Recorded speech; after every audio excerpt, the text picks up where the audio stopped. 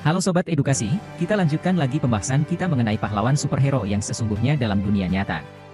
Sebelumnya di nomor 1 kita sudah bahas Jesse Louis, anak umur 6 tahun yang menyelamatkan nyawa 11 temannya walaupun mengakibatkan dirinya tewas ditembak. Nomor 2, kita akan membahas mengenai Ken Saro-Wiwa dari negeri Afrika, Nigeria. Berikut kisahnya. Ken Saro-Wiwa, lahir 10 Oktober 1941, Bori, dekat Port Harcourt, Nigeria. Ia meninggal 10 November 1995, kota Port Harcourt. Ia merupakan seorang penulis dan aktivis Nigeria, yang berbicara dengan lantang menentang rezim militer Nigeria dan perusahaan perminyakan Inggris Belanda, Royal Dutch atau dikenal dengan nama Shell, yang telah menyebabkan kerusakan lingkungan di tanah masyarakat Ogoni di negara bagian Rivers, Nigeria. Ia kuliah di Universitas Umuahia, Universitas Ibadan, dan sempat mengajar di Universitas Lagos sebelum bergabung dengan pasukan federal saat Perang Saudara akhir 1960-an.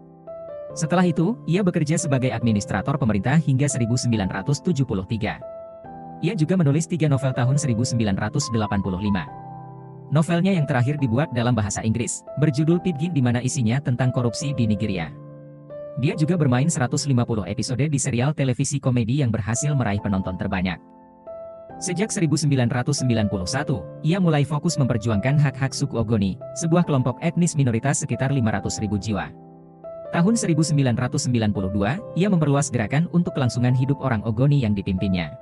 Dia menuntut agar daerahnya Ogoni yang merupakan penghasil minyak terbesar di Nigeria mendapatkan kompensasi lebih besar. Aksi ini mengakibatkan Shell menangguhkan operasional di tahun 1993. Saro-Wiwa akhirnya ditangkap tahun 1994 setelah kematian 4 kepala suku Ogoni dalam sebuah demonstrasi politik. Dalam pengadilan khusus yang dikecam oleh HAM Internasional, ia dinyatakan bersalah atas dugaan keterlibatannya dalam pembunuhan tersebut. Dia dihukum gantung, bersamaan dengan 8 aktivis lainnya. Hal ini dikecam internasional hingga timbul seruan sanksi ekonomi. Nigeria kemudian ditangguhkan dari negara persemakmuran sehari setelah eksekusi.